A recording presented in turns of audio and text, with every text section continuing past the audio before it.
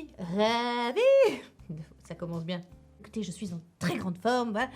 Je suis heureuse, vraiment, de vous retrouver pour la 3e année consécutive pour faire le bilan de mon utilisation de la trétinoïne. Donc, ça fait 3 ans maintenant que j'ai réussi, non sans peine, ce fut difficile et challengeant, j'ai réussi à introduire la trétinoïne. Alors, je vous renvoie vraiment, je vais essayer de faire une courte vidéo. Oui, je sais, les masos vont râler, mais parce que j'aimerais inclure aussi, c'est l'occasion, ces vidéos-là, bilan. Une fois par an, je vous dis ce que je fais voilà, sur ma peau pour avoir ce résultat-là. Pour qu'on s'entende bien, qu'on soit au clair, vous et moi, que tout soit en transparence, que je ne vous vends pas de la poudre de perlimpinpin. Voilà, je vous explique ce que j'ai fait moi pour avoir la peau que j'ai aujourd'hui dans cet état-là sur l'année. Donc ça comprend mes séances de laser, ça comprend voilà, des soins, des trucs, tout ce que vous voulez. Et cette année, une blépharo. Donc je voudrais vous parler de la blépharo parce que je sais que ça vous intéresse. Bon, bref. Donc dans une optique de gain de temps, je vous renvoie aux premières vidéos. Donc je vous les mettrai dans le petit i ici ou alors en barre d'infos. Hein, c'est selon si j'ai de la place ou pas. Je vous invite à prendre un petit café. Parce que c'est toujours plus agréable un petit café. Cela dit, c'est pas du café là. Aujourd'hui, c'est du bissap. J'essaie de réduire le café. Ah oui, tout arrive. Écoutez, je vieillis. Je sens que le café, je digère moins bien.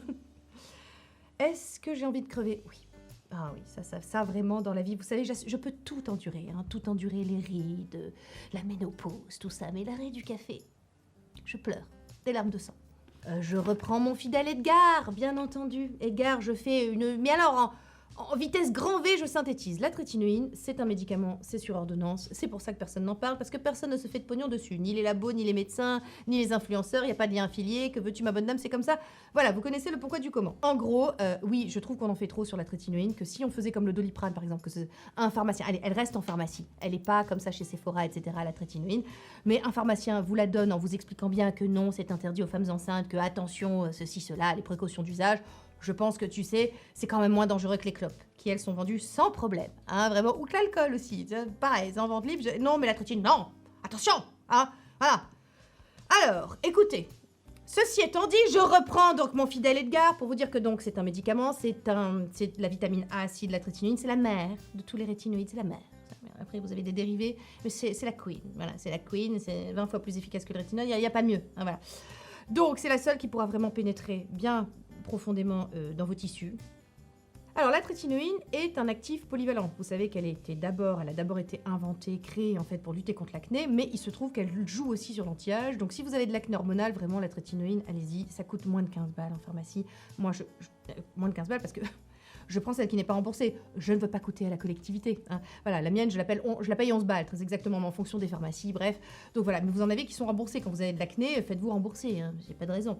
Bref, donc la trétinoïne permettra de stimuler votre collagène, ça boostera votre derme, ça épaissira votre derme, donc vous lutterez plus contre les avancées de l'âge, enfin ça évitera l'affinement de la peau.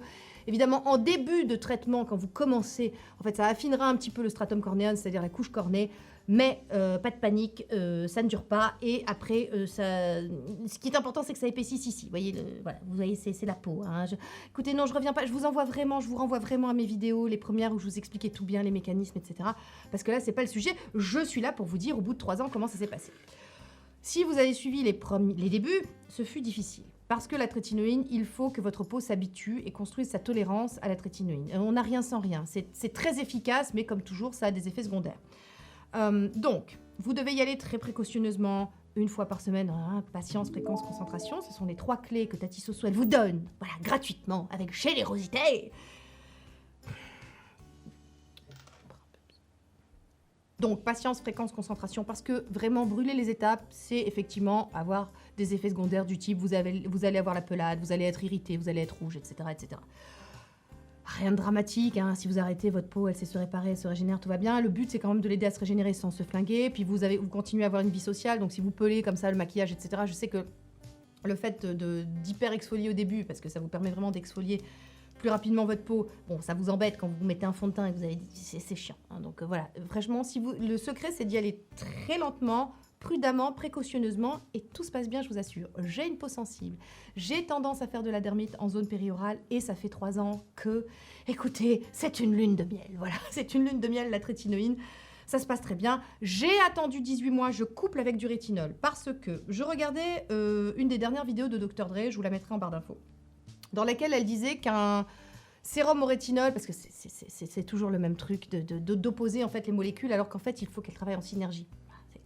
Donc, elle parlait d'un produit en particulier qui contenait 1% de rétinol et qui avait été comparé en fait à la trétinoïne et où il s'était avéré que le rétinol stimulait un certain type de collagène. Vous savez qu'il y a plusieurs types de collagène, un type 1, 2, 3, 4, 22. Après, c'est trop technique pour moi et franchement, je m'en fous. Moi, tout ce que je veux, c'est avoir une belle peau. Donc, le pourquoi du comment, vous savez, franchement, à un moment, je m'en fous. Donc, le rétinol stimulera un certain type de fibre de collagène quand la trétinoïne en stimulera d'autres. Donc, d'utiliser, c'est ce que préconise le docteur Denis Gross. Hein. Moi, j'ai écouté docteur Denis Gross, qui est un dermato, on ne clame plus son pédigré. Hein. Le mec, ça va, il maîtrise. Et c'est l'un des seuls d'ailleurs que j'avais entendu dire ça, parce que Dr. Drell, par exemple, elle dit que non, il faut se concentrer sur la trétinoïde parce que c'est irritant, etc., que ça sert à rien de multiplier, on va dire, les rétinoïdes. Sauf que moi, dans les faits, d'avoir utilisé conjointement la trétinoïde et le rétinol, écoutez, ça a démultiplié les effets sur ma peau, parce que ça stimulait différents types de collagène. Donc ça, j'ai attendu 18 mois. Donc quand vous me dites, est-ce que tu crois que je peux commencer? Ça fait 1 an que j'utilise un sérum au rétinol à 1%, est-ce que je peux le garder et ajouter la trétinoïde? C'est non. La trétinoïde, j'ai envie de vous dire, rien ne vous prépare à la trétinoïde. Donc, commencez par assurer la trétinoïde pendant quelques mois, ça vaut le coup. Et après, vous pourrez passer et rajouter du rétinol. C'est dans ce sens que ça se passe. D'abord la trétinoïde, puis vous rajoutez le rétinol. Mais vous attendez très longtemps, vous attendez d'être au moins à 3 fois par semaine, que votre peau supporte le choc. Moi, personnellement, j'ai fini par obtenir 4 fois par semaine de trétinoïne. J'ai rétropédalé pour faire 2 soirs de trétinoïne, 2 soirs de rétinol. Donc je suis à 4 soirs de rétinoïde, on va dire, dans ma routine. Ça se passe très bien. Si vous regardez les précédentes vidéos, vous voyez que mon but, c'était d'avoir tous les soirs de la trétinoïne. Tous les soirs, c'était vraiment mon goal et que je voulais y aller. Et ma peau, elle aimait pas trop. Hein. Et j'ai vu une vidéo de David Sinclair. Je remercie Benoît encore une fois parce que c'est lui qui avait partagé avec moi cette vidéo. Une vidéo de David Sinclair, qui est un généticien qui enseigne à Harvard, qui est spécialisé dans le vieillissement de l'humain. Voilà, le vieillissement, pour lui, c'est une maladie. Comment faire pour lutter, comment vivre le plus longtemps possible en bonne santé. Donc, David Sinclair, je vous mets la vidéo en question dans la barre d'infos. Parlez dans cette vidéo de... Ça fait beaucoup de vidéos. Parler dans cette vidéo du fait que utiliser de l'acide rétinoïque tous les soirs, finalement, ça pouvait être sur le long terme contre-productif et qu'il valait mieux faire des pauses. Alors là, les enfants, ça m'a déstressé. Hein. Du bulbe, hein, je vais dire, oh, c'est bon. David Sinclair, il dit que c'est pas la peine tous les soirs. J'arrête de me mettre martel en tête, c'est bon. Voilà. Parce que ma peau sensible a du mal avec un rétinoïde tous les soirs, quel qu'il soit. Hein. Même le rétinol, je pourrais pas faire tous les soirs, c'est pas possible. Voilà. Donc écoutez... À un moment, je me suis détendue, je vais rester à 2 soirs de trétinoïne, 2 soirs de rétinol, 3 ans plus tard, on en est là, ça se passe très bien. J'évite toujours la zone périorale, parce que j'ai essayé de réintroduire, je me suis dit, bon, allez, avec le temps, maintenant, sachant ce que je sais, le sandwich et tout, la méthode du sandwich, oui, je continue la méthode du sandwich, voilà, aussi. 3 ans plus tard, je continue la méthode du sandwich, je ne mets pas la trétinoïne comme ça, seule sur ma peau. Je mets donc d'abord des humectants, la trétinoïne et je remets une crème pour le tout apaisement. Tout ça, c'est que de l'apaisement, de l'hydratation, parce que les rétinoïdes ont tendance à dessécher un petit peu la peau. Donc voilà, je continue à faire mon sandwich. Et puis pour ma zone périorale, je me suis dit, allez, je le tente. Écoutez, ça a plutôt pas mal marché. Alors par contre, j'y suis allée 1 fois par semaine, etc. Bon, ça a plutôt pas mal marché pendant 2 mois. Et au bout de 2 mois et demi, j'ai recommencé à avoir un petit peu de la dermite qui voulait pointer, qui affleurait. Non, j'ai dit, oula. Alors je sais le reconnaître, j'ai rétropédalé très vite, donc je n'en mets toujours pas en zone périorale. Je vous renvoie donc à mes routines pour que vous voyez le zoning que je fais. Qu'est-ce que je peux vous dire? Que je regrette pas d'avoir insisté, que même si j'avais une peau sensible et que c'était très challengeant, bah écoutez, c'est possible. C'est possible avec un minimum de connaissances sur le skincare. C'est possible parce qu'effectivement, j'évite la vitamine C toujours, ça vraiment, ça ne reviendra pas, hein, la vitamine C, ça ne marche pas avec les rétinoïdes. Ça aussi, je me mets plus martel en tête. Je pense que je vais vous faire une vidéo sur les conneries que j'ai pu vous dire. Voilà. Parce qu'à un moment, je crois que j'avais beaucoup insisté sur ABC dans une routine et que non, ce n'est pas pour tout le monde et que c'est pas grave. Détendez-vous. Voilà, détendez-vous.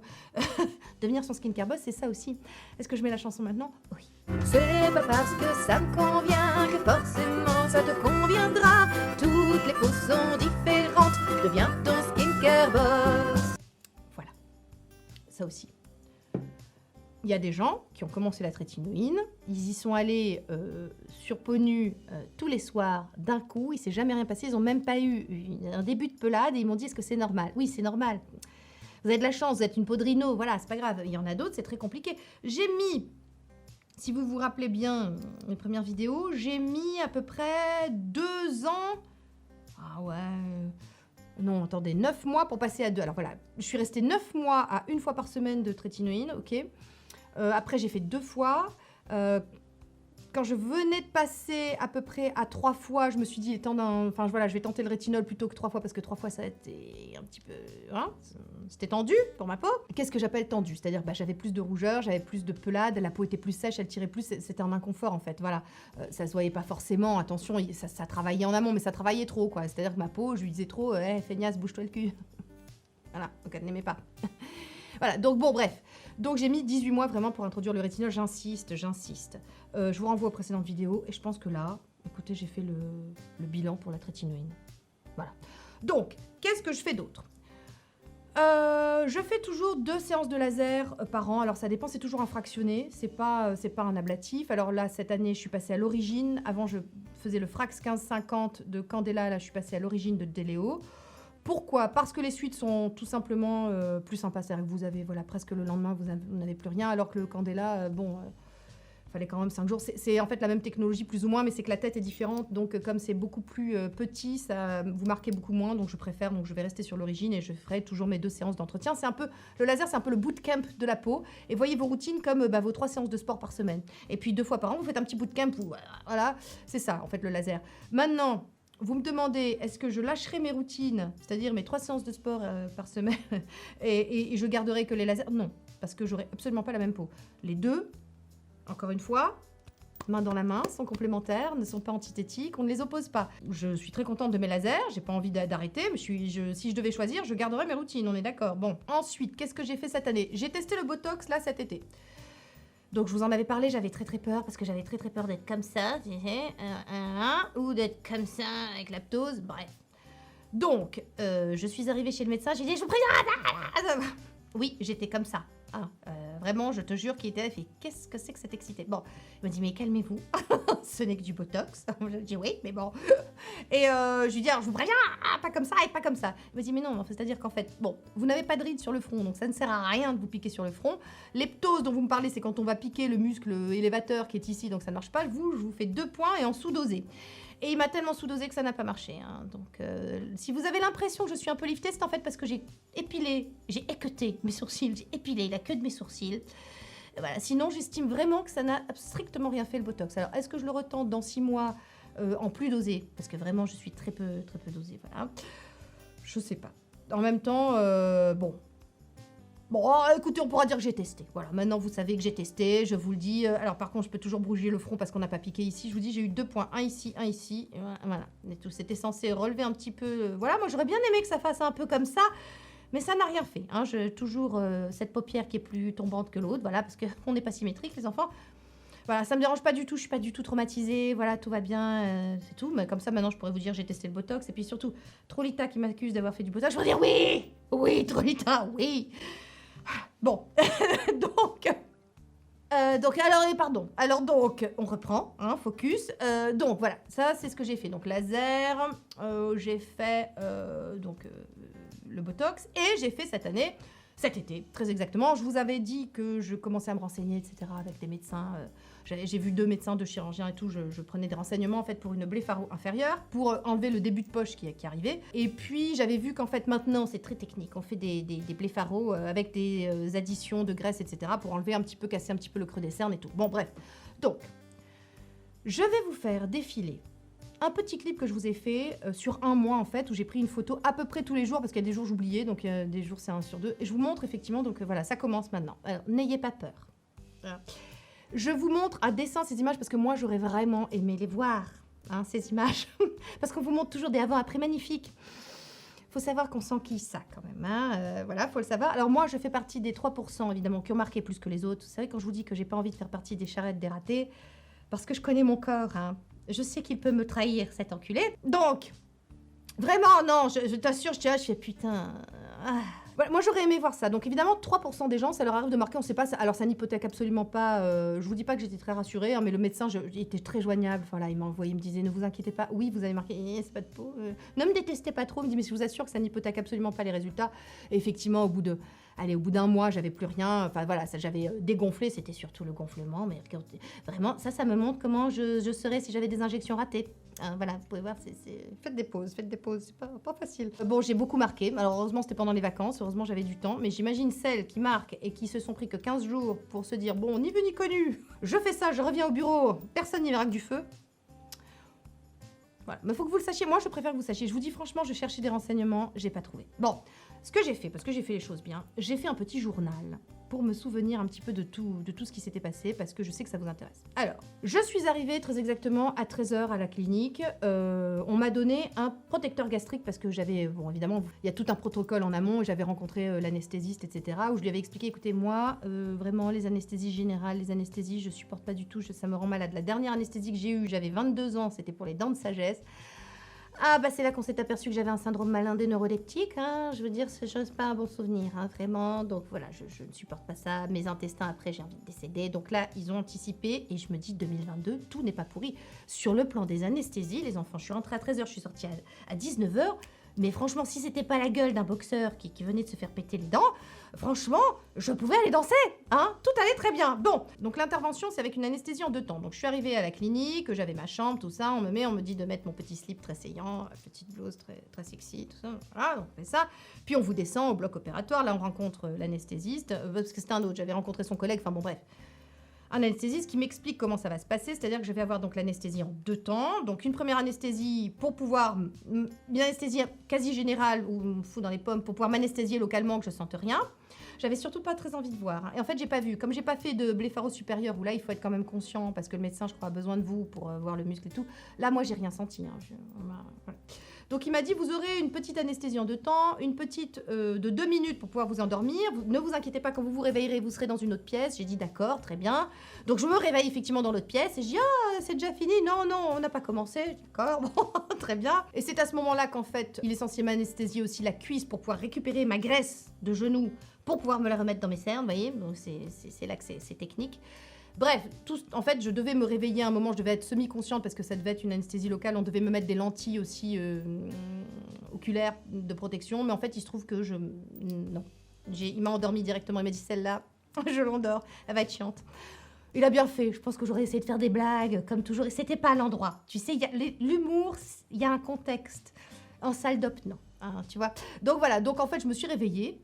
Et j'étais toujours donc sur la table d'opération, c'était déjà fini. Je dis, mais là, ouvrez les yeux, allez-y. N'ayez pas peur, vous ne voyez rien. Juste après, vous êtes encore endormi, voilà. Et si vous voulez, il m'avait tellement dit, oui, voilà, finalement, 2 jours, vous êtes déjà sortable, etc., que moi, quand on m'a montré ma gueule, voilà, je pense que là, le clip, au moment de la vidéo, est fini, mais je vais vous remontrer la photo du début. Donc ça, c'est juste après l'opération. Quand je me suis vue, je fais...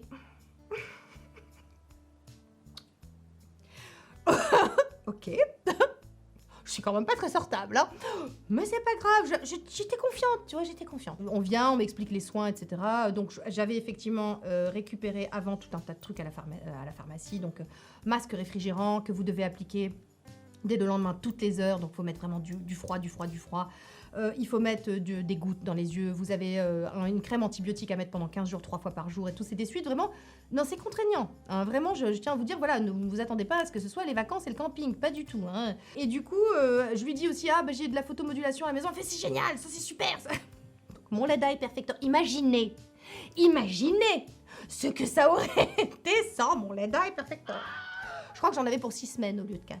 Vraiment, je suis en train de me dire, mon Dieu, béni soit la photomodulation. Parce que, voilà, attendez, j'anticipe, mais en fait, cette opération, il m'a retiré les poches avec du laser. Il les a pulvérisées, il est passé par voie transconjonctivale, vous n'avez aucune cicatrice. Il a récupéré de la graisse dans mon genou pour en faire du nanofat grafting. Ce sont mes propres facteurs de croissance qui vont se bouger. Vous voyez ce que je veux dire? Je l'explique très mal, mais c'est l'idée. Il est venu donc en appliquer là dans le creux et jusqu'aux tempes. Parce qu'en fait, ce qui vieillit aussi un regard, c'est que les tempes se creusent. Et j'avoue que depuis qu'il m'a regonflé un petit peu les tempes, j'avoue que je retrouve... Moi, personnellement, j'ai l'impression de retrouver le regard que j'avais à 25-30 ans. Vous voyez? C'est-à-dire que ça m'a pas donné 10 ans de moins, ça m'a donné presque 15 à 20 ans de moins, je trouve, sur le regard. Il m'a fait aussi un laser assez puissant. Donc là, effectivement, j'avais des impacts, on va dire, de laser... Voilà, tout ça, je peux pas vous en parler, j'étais pas consciente. Donc il m'a fait du laser aussi et il m'a passé sous une lampe ultra puissante de photomodulation, bioluminescente 8000, la NASA, voilà, tout ça. C'est tout ça en fait, l'opération que j'ai eue pour le prix, parce que je sais que ça vous intéresse, 2550 €. auquel vous rajoutez les frais de clinique et d'anesthésiste. Alors bien sûr, vous savez que les prix en chirurgie esthétique varient. Voilà, moi c'est ce que j'ai payé. J'avais la somme de 2 500 € parce que j'ai commencé à économiser l'année dernière pour ma cagnotte lifting. Je vous en avais parlé. Je recommence à économiser pour ma cagnotte lifting. Voilà, pour je sais pas quand. Et Nounours m'a prêté en fait le reste. Il me manquait l'anesthésiste à la clinique et c'est Nounours qui m'a donné voilà, les sous qui manquaient. Voilà, donc ça vous savez. Donc je reprends sur les suites post-opératoires. Du froid, machin, c'est chiant. Voilà, vous êtes gonflé. Donc moi j'étais photomodulation, froid, crème antibiotique dans les yeux. Enfin voilà, vraiment, je vous assure que je lis. La vue est bonne, je ne vois pas trop flou, sauf quand je mets la crème antibiotique. Ben oui, évidemment, c'est une crème antibiotique. Donc voilà, le lendemain, enfin voilà, je vous dis le côté flou et je vois pas bien. Ça n'a duré que jusqu'au lendemain. Pas de douleur, bouche encore endormie et un peu mal à la cuisse. Ça, c'est ce que je notais le lendemain. Donc, j'ai eu aucune douleur, ni pendant, ni après l'opération, ni le lendemain. Je n'ai jamais eu mal. Je tiens à le dire, mais vraiment jamais. Les suites de l'anesthésie locale, c'est moins bien parti du côté gauche que du côté droit, mais enfin, de toute façon, moi, mon côté gauche fait grève. Vous savez, je vieillis plus de ce côté, voilà, j'ai une ride ici, je sais pas, voilà, tout va plus mal du côté gauche, vraiment. J'ai une calcification sur le sein gauche, il est un peu plus gros que le droit, rien qui va du côté gauche, je vous dis, il fait grève.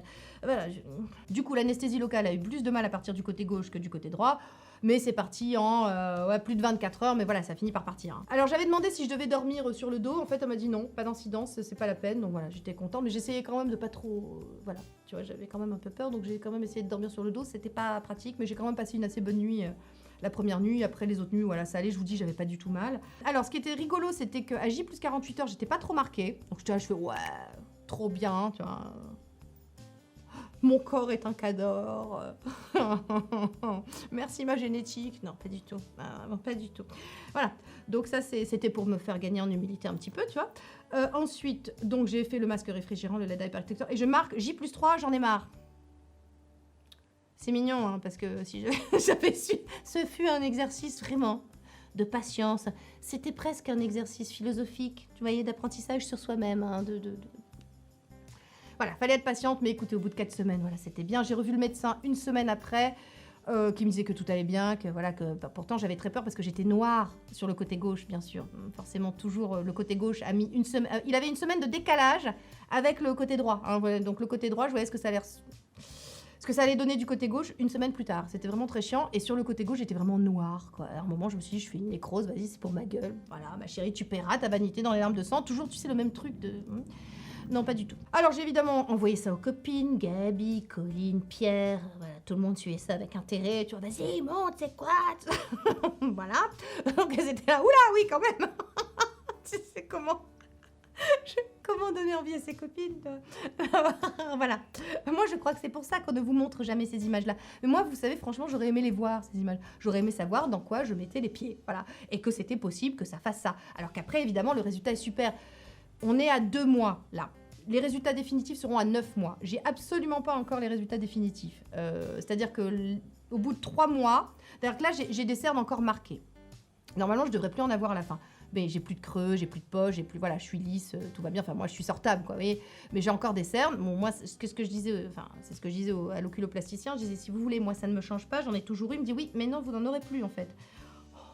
Pour ça, je demande à voir. On n'y est pas, les enfants. Hein. C'est dans 9 mois. L'année prochaine, pour les 4 ans de trétinoïne, je vous ferai voilà, le bilan de la bléphaро à 1 an. Mais c'est clair que, voilà, a priori, je devrais plus avoir de cernes parce qu'en fait, au bout de 3 mois, c'est-à-dire dans 1 mois, à partir d'aujourd'hui, enfin à partir de cette période, la greffe devrait commencer, voilà, à faire en sorte que mes propres facteurs de croissance, nanani, ouais. Enfin, j'espère que mon corps lâchera pas, hein, voilà. Donc voilà, en gros, vous savez tout pour cette blépharon. C'est ce que j'ai fait cette année, et le reste, c'est tout. Voilà, j'ai pas fait d'autres trucs. Voilà. Alors, je voudrais maintenant m'adresser à Trolita. Non, c'est pas vrai. Donc, je voudrais maintenant m'adresser à celles pour qui la chirurgie esthétique, c'est le mal, etc. J'ai fait plusieurs vidéos où je vous expliquais ce sur quoi joue les cosmétiques, ce sur quoi joue la chirurgie, ce sur quoi joue la médecine esthétique. Il ne faut pas opposer. En 2022, on ne peut plus se permettre d'opposer ces choses-là. Elles sont complémentaires. Maintenant, je sais ce que la chirurgie esthétique véhicule comme cliché, comme comme préjugé, comme truc. Voilà, c'est comme ça l'a toujours été. Écoutez, moi, je suis au clair avec moi. Tout ce que je vous dois, c'est mon honnêteté, c'est de venir ici et de pas vous dire, écoutez, voilà, cette crème anti-rides est géniale.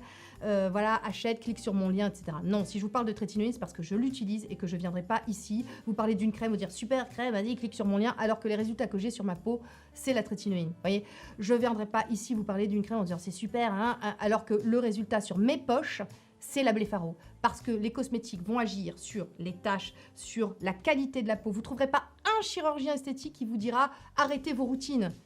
Non, jamais, parce que ça ne joue pas sur les mêmes choses. Le chirurgien, il tire la peau, il enlève les poches, des trucs comme ça. Les cosmétiques, c'est la qualité de la peau, c'est la nappe. Encore une fois, la nappe. Donc, les cosmétiques agissent sur les taches, agissent sur les ridules, sur l'hydratation, sur les pores, sur les imperfections, ça agit sur tout ça. Plus vous gardez une belle peau, une belle qualité de peau, plus les résultats en chirurgie esthétique ou même en médecine esthétique seront bons. Les lasers, si vous vous êtes cramé la gueule au soleil, que vous avez flingué votre capital soleil, les lasers, ils ne pourront pas faire grand-chose avec le stock de collagène que vous leur laisserez. Vous voyez, tout ça, c'est important de le noter, c'est important de le dire. Maintenant, le grand truc de « tu n'en avais pas besoin ». Parce que c'est le grand truc qu'on vous dit tout le temps. Il faut comprendre dans ce « tu n'en avais pas besoin » qu'il y a un réflexe défensif derrière. Je l'entends, hein, derrière celui-là, ce réflexe défensif, c'est « je n'en ai pas besoin ». Vous n'en avez pas besoin. La chirurgie esthétique, on n'en a jamais besoin. C'est toujours un désir. J'en avais envie. J'avais les sous. Je l'ai fait. Voilà. J'en avais pas besoin. Et j'ai préféré le prendre tôt, quand on fera vraiment très peu de différence. Enfin, si, on va me dire « Ah, t'es défatigué, t'as bonne mine. » Voilà, des choses comme ça. On me dira pas « Tiens, quelle transformation ?» Parce que moi, je suis pas dans une optique de transformation de mon corps, de mon visage. Je suis dans une optique de conservation de ce que j'ai. J'ai préféré le prendre maintenant, quand les poches étaient encore petites, avant que les poches grossissent, ne distendent la peau, que ce soit plus compliqué en fait en termes d'opération pour récupérer tout ça. Voilà. En fait, un geste anticipé est toujours plus simple aussi pour le chirurgien. La peau se rétracte mieux, la qualité de la peau est mieux. Enfin, vous voyez, bon, voilà, je vous dis pas que si vous avez, voilà, je sais pas, 75 ans, il faut plus rien faire, pas du tout. Hein. Si vous avez envie, faites-le. Il n'y a pas d'âge pour ça, pour se sentir bien dans sa peau. Mais en gros, c'est aussi plus simple techniquement pour un chirurgien quand on prend les choses pas trop tard. Le pas trop tard étant de toute façon toujours subjectif, hein, on parle de subjectivité. Pour certains, j'aurais fait ça très tôt, pour d'autres très tard. Il y a des blépharos. Vous savez, la blépharos, c'est la chirurgie esthétique la plus pratiquée dans le monde. 50% d'hommes, 50% de femmes. J'ai vu Drucker avouer qu'il avait fait une blépharos. C'est plus tabou encore chez les hommes que chez les femmes. Certaines personnes en font une à 30 ans parce qu'elles sont déjà bien marquées, parce qu'elles travaillent, je sais pas, de nuit. Enfin voilà, parce que génétiquement, on n'est pas tous pareils, on vieillit pas tous pareil. Voilà, qu'il faut identifier les zones compliquées de son regard. Moi, clairement, c'était ça. Hein. Tout le reste, ça va. Franchement, tout le reste, je suis contente. J'ai pas de rides sur le front. J'ai encore un bon ovale, ça va. J'ai pas de rides sur les lèvres. Enfin voilà, j'estime que mes routines et ce que je fais, ça marche pour l'instant. Surtout la protection solaire. Surtout la protection solaire.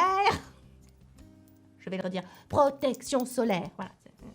C'est très important. Qu'est-ce que je voulais vous dire aussi? Oui, alors j'étais allée le voir aussi, je lui avais dit, est-ce que du coup, vous voyez, le début de paupières tombantes, etc., est-ce qu'on fait quelque chose? Il m'a dit non. Il m'a dit non, vraiment, vous n'en avez pas besoin. Enfin moi, de mon point de vue, c'est très bien.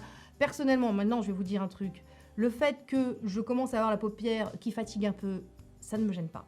Je trouve pas ça moche. Je trouve que ça donne du charme à mon regard. Voilà, il y a ça aussi. Le but, c'est pas toujours de faire 30 ans. De toute façon, on ne fait pas 30 ans.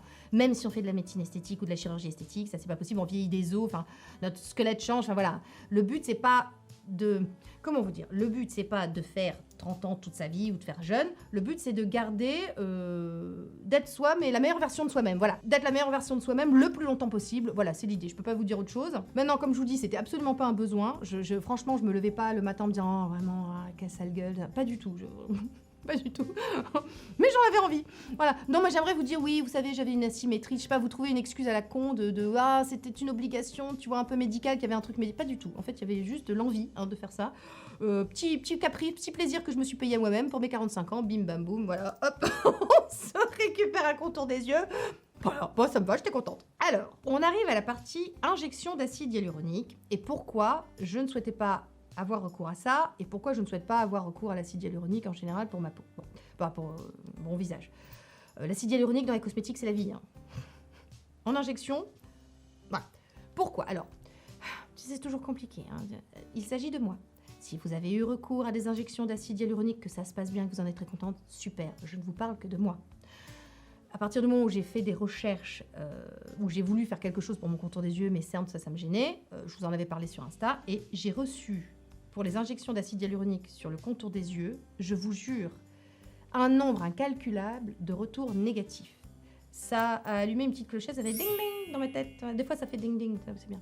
Pas du tout pareil pour le Botox. Pour le Botox, j'ai eu aussi des retours négatifs, mais si vous voulez, j'ai eu 95% de retours positifs et 5% de retours négatifs sur le Botox. Vous voyez ce que je veux dire? Donc, c'est pas du tout les mêmes stats. Alors que pour l'acide hyaluronique, et particulièrement sur le contour des yeux, j'ai eu du 75% de retours négatifs pour 25% de gens contents. Pourquoi? Parce que quand j'ai fait mes recherches, et en parlant avec le chirurgien, qui lui milite pour qu'on arrête les injections sur le contour des yeux et qui est un chirurgien réparateur à la base, c'est-à-dire qu'il va réparer les conneries de ses confrères, il me dit c'est Beyrouth. L'acide hyaluronique, je vais vous mettre quelques vidéos si vous voulez. Alors c'est des vidéos de médecins anglais et américains parce que vous savez qu'en France les médecins ne peuvent pas parler, ne peuvent pas s'exprimer comme ça. Je vous mettrai des vidéos de chirurgiens qui expliquent pourquoi eux ils ne font plus d'injection d'acide hyaluronique et je vous mettrai aussi le compte Instagram du docteur Hayot qui a un compte Instagram où il explique effectivement. Lui aussi, c'est un oculoplasticien. Pourquoi on ne fait pas d'injection d'acide hyaluronique dans cette partie-là? Parce que la peau de l'œil est très fine. Vous pouvez avoir donc ce qu'on appelle l'effet Tyndall, c'est-à-dire que c'est sous l'effet de la lumière, c'est un effet bleuté. Ça ne disparaît jamais vraiment, l'acide hyaluronique. On vous dit que ça disparaît, mais c'est pas vrai. Ça ne disparaît jamais vraiment. Ça crée, c'est un corps étranger, même si vous en avez de l'acide hyaluronique dans votre corps, ça reste un corps étranger parce qu'il est synthétisé. Votre corps le prend comme tel. Qui va effectivement stimuler, du coup, ça va induire une réaction d'inflammation et ça va stimuler votre collagène. Donc, vous finissez par avoir un effet overfilled, comme disent les Anglais, donc un effet gonflé, de visage gonflé, voilà, parce que c'est au bout de plusieurs années, hein, on s'entend, pas tout de suite. Ensuite, en contour des yeux, ça ne disparaît donc jamais vraiment, ça part très mal et ça peut migrer. Et ça peut migrer notamment sous le muscle, donc la fameuse hyaluronidase, qui est l'enzyme qui dissout comme ça l'acide hyaluronique. Si moindrement ça a migré sous votre muscle, ça ne partira pas, ou il faudra le faire sous IAM. Enfin, moi j'ai vu des vidéos, j'étais là, oh. Encore une fois, je veux faire flipper personne, vraiment, je veux faire flipper personne. Mais je vous explique pourquoi. Moi, j'ai opté pour la chirurgie qui est... Attention, hein, c'est pas une partie de plaisir. Hein, j'ai opté pour vraiment, j'estime, la difficulté. L'acide hyaluronique, c'est aussi facile et c'est moins cher aussi. C'est vrai que faut les avoir, les 3000 balles d'un coup. Sauf qu'au bout du compte, acide hyaluronique plus acide hyaluronique, je sais pas si vous les faites pas plus, en fait, les 3000 balles. Vous ne faites pas plus que 3000 balles au bout du compte. En bout de course, à la fin, tu vois. Donc là, je vais vous dire un truc, je suis tranquille pour... Alors, il m'a dit pour le septembre... Ah, parce qu'il a touché aussi mon muscle, pardon. Il a touché aussi mon... Parce que quand vous vieillissez, votre muscle... Surtout moi, j'ai des yeux clairs. Il y a beaucoup de choses qui jouent contre moi. Hein. J'ai des yeux clairs, je cligne donc plus souvent, je suis plus fragile, donc mon muscle se fatigue plus vite. Donc, il a retouché le muscle. Le muscle, a priori, ça devrait durer tout le temps. Et je suis en tranquille au moins pour les 15 prochaines années, si ce n'est pas plus. En tout cas, les poches ne reviendront jamais. Une fois qu'elles sont parties, elles ne reviendront jamais.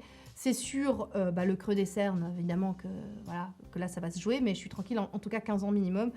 Donc, on en reparlera dans 15 ans. Voilà, moi, j'ai opté pour cette solution-là parce que j'ai pas envie d'avoir à revenir et puis que le résultat, à un moment ou à un autre... Enfin, voilà, de toute façon, pour le contour des yeux, l'acide hyaluronique, c'est... Voilà, moi, de tout ce que j'ai lu, c'est non.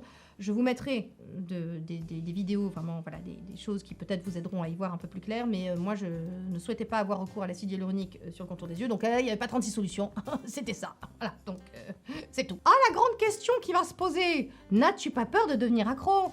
Bah les enfants, c'est pas parce qu'on boit un verre de vin qu'on devient alcoolique, hein, voilà, donc, parce que j'ai fait une chirurgie. Alors par contre, je ferai un lifting probablement un jour, quand je ne sais pas, déjà quand j'aurai des sous, mais quand j'aurai, j'en ressentirai l'envie, voilà. Là, ça m'a un peu guéri. Je suis guérie. Un petit moment. Voilà. Donc non, parce que le lifting, c'est pareil, c'est pas une partie de plaisir. Là, pour le coup, je suis en train de regarder des vidéos d'américaines qui, elles, sont sympas, nous documentent le truc tout le jour. Je suis quand même... Faut avoir la foi, hein, faut avoir envie. Hein. Je suis pas certaine. Je fais quand même une petite cagnotte lifting, on ne sait jamais, hein. C'est comme l'accouchement, tu sais, tu remets ça. Tu oublies après, tu remets. Mais là, je suis un peu calmée. Hein. Voilà. Et puis, je tenais à vous dire aussi que je ne suis pas dans cette espèce de compétition comme ça, où je viendrai vous dire, non, tout est naturel. C'est la génétique. Je suis bénie des dieux. Moi, je vous l'ai dit, j'ai pas une peau particulièrement bien à la base. C'est mes routines qui donnent le résultat que j'ai. La trétinoïne et tout le reste, la protection solaire, etc., j'ai pas, non, moi les enfants, je vis comme tout le monde, j'ai pas une génétique particulièrement bien, non, la preuve, hein. Puis avec un côté gauche en grève, je peux te dire.